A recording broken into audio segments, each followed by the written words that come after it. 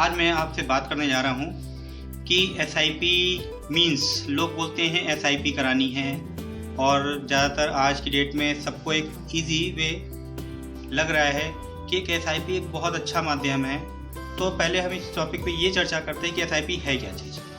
तो दोस्तों, एसआईपी का एक फुल फॉर्म होता है सिस्टमैटिक इन्वेस्टमेंट प्लान, जिसका मतलब ये होता है कि हम किसी कि अपने अमाउंट को एक छोटे छोटे अमाउंट में पे करके एक बड़ा सा कॉर्पस तैयार कर लें। तो इसको एक कि सिंपल सा एक नाम दे दिया गया है सिस्टमैटिक इन्वेस्टमेंट प्लान को एसआईपी के रूप में। तो आज अगर आप जहाँ पे भी देखते हैं, कहीं पे भी बात करते हैं, तो लोग आता है कि एसआईपी बेस्ट है। तो एसआईपी बेस्ट क्यों है, ये मैं आपको बताने जा रहा हूँ। तो एसआईपी को हम लेके बहुत चर्चा होती रहती है, लोगों ने एसआईपी में इन्वेस्टमेंट किया, ये इन्वेस्टमेंट किया, एलआईसी में लगाया, म्यूचुअल फंड्स में लगाया। तो होता ये है कि हमारा एक गोल होता है सपोज दैट कि हम अपने बच्चों के लिए गोल सेटअप करना चाहते हैं कि उसकी परवरिश हम अच्छी करें और उसकी पढ़ाई लिखाई को हम आगे से आगे जितना अच्छा हम कर सकते हैं वो करें। तो हमारा एक गोल होता है कि हमें सपोज दैट कि अपने बच्चे को पढ़ाने के लिए, उसको हायर एजुकेशन के लिए मेरे को एक 50 लाख की ज़रूरत है। तो 50 लाख की ज़रूरत के लिए हमें एक करना ये पड़ेगा कि 50 लाख मेरे को तुरंत तो कहीं से मिलेगा नहीं, या तो मेरे पास इतना मेरा पैसा हो जो रखा हुआ है तो जिसको हम कभी भी अपना यूज कर सकते हैं। तो उस कार्पस को जो हमने अपना 50 लाख का एक अनुमान लगाया है कि आने वाले हमें 15 साल में 50 लाख की ज़रूरत पड़ेगी, जिसमें हम अपने बच्चों को अच्छी से अच्छी एजुकेशन दे सकेंगे। तो उस 50 लाख को कवर करने के लिए हम लोग, उसका माध्यम होता है एसआईपी। उस एसआईपी के थ्रू क्या होता है कि हम उस अमाउंट को एक महीनों में, साल में तोड़ देते हैं, और जिसका अमाउंट एक कितना छोटा हो जाता है कि हर महीने उस। हेलो दोस्तों, आज मैं एलआईसी के आपको एंडोमेंट प्लान, रिटायरमेंट प्लान और होल लाइफ प्लान के विषय में थोड़ी सी जानकारी देता हूँ। एंडोमेंट प्लान हमारा जो होता है, जिसको हम लोग बंदोबस्ती बीमा भी बोल सकते हैं। तो इसका मीन्स ये होता है कि हम कोई भी पॉलिसी आज की डेट में ले रहे हैं तो एक समय बाउंड होता है कि हम उसको 20 साल के लिए ले रहे हैं, 15 के लिए ले रहे हैं, 25 के लिए ले रहे हैं, 30 के लिए। तो जिस समय तक के लिए हम उसको पॉलिसी लेते हैं और उसमें कोई भी हमारा बीच में कोई भी मनी बैक नहीं होता है, कि कोई भी पैसा बीच में हमें रिफंड नहीं होता है। जितने समय की पॉलिसी मैंने ली हुई है उतने समय तक वो पॉलिसी हमारी रन करती है, उतने समय तक हमें इसका प्रीमियम भी देना पड़ता है। तो इसको हम लोग एंडोमेंट पॉलिसी बोलते हैं, बंदोबस्ती बीमा इसी को ही हिंदी में बोला जाता है। दूसरा आता है हमारा होल लाइफ। होल लाइफ का मीन्स होता है कि हमारा आज की डेट में हमारी जो भी एज है तो उसको हम 100 से माइनस करके चलते हैं। सपोज दैट किसी पर्सन की एज हमारी 30 साल है तो वो 70 साल तक की एज तक अपनी पॉलिसी को उसका प्रोटेक्शन ले सकता है, जिसको हम लोग होल लाइफ बोलते हैं। होल लाइफ भी होता क्या है कि उसका एक प्रीमियम जो होता है वो एक लिमिटेड प्रीमियम होता है कि हमने उसको 10 साल देना है, 15 साल देना है, 20 साल देना है, और बाकी देने के बाद फिर हमारा होल लाइफ कवरेज चलता रहता है।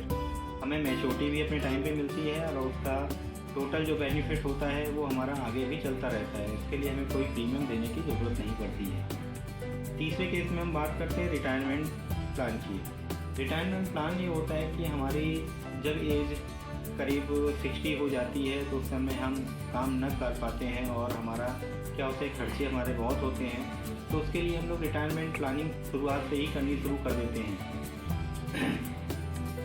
उसके लिए कोई भी हमने एक समय छोड़ अपना चूज़ करते हैं, और जितने भी साल हमारे कि हमारी एज है, सपोज दैट किसी की व्यक्ति की एज 30 साल है और वो 60 साल पे रिटायरमेंट होता है तो उसको 30 साल वो पॉलिसी चलानी पड़ती है। 30 साल अगर वो पॉलिसी अपनी चला लेता है कॉर्पस के अकॉर्डिंग कि उसने वो पॉलिसी 10 लाख की ली थी, 20 लाख की ली थी, तो उसना पेमेंट हमारा वो 30 साल में वो धीमे धीमे करके वो जमा करता है। तो उसकी वैल्यू भी इंक्रीज़ होती है। तो अगर 30 लाख की पॉलिसी की है, 30 साल की पॉलिसी उसने अगर ले रखी है, तो हो सकता है कि उसका कॉर्पस आपका 60 लाख तैयार हो जाए, 60 हो जाए या 70 लाख तैयार हो जाए। तो उससे वो अपनी पेंशन हर महीने वो ले सकता है। उस समय वो कुछ भी काम ना करे तो उसको 61 ईयर्स से वो अपनी पेंशन होल लाइफ ले सकता है, जब तक वो है। इस केस में वो मोड, किसी भी मोड पे वो अपनी पेंशन को ले सकता है, चाहे वो मंथली लेना चाहे, वो क्वार्टरली लेना चाहे, या हाफ ईयरली लेना चाहे, या ईयरली लेना चाहे। तो किसी भी मोड पे वो अपनी पेंशन को ले सकता है। और कहीं कहीं पे थोड़ा सा ऐसा भी होता है कि जिस समय हमारी मतलब पॉलिसी मैच्योर होती है तो उस केस में 1/3 अगर वो लेना चाहे तो 1/3 भी हम आपको वापस कर सकते हैं और बाकी की पेंशन 2/3 की पेंशन बनाते हैं। और अगर वो पूरे की चाहता है तो पूरे की भी पेंशन बन जाती है, ताकि उसको वो पेमेंट जिस मोड पे वो लेना चाहे वो ले सकता है। तो सर तीनों पॉलिसी में ये डिफरेंस होता है आपके। मैंने एंडोमेंट आपको बताया, इसके बाद होल लाइफ बताई, उसके बाद मैंने आपको रिटायरमेंट प्लान भी बताया। तो तीनों में ये डिफरेंस आता है। तो दोस्तों आज के लिए इतना ही, बाकी आपको नेक्स्ट वीडियो में फिर से नई जानकारी के साथ उपलब्ध होता हूँ। तब तक के लिए धन्यवाद।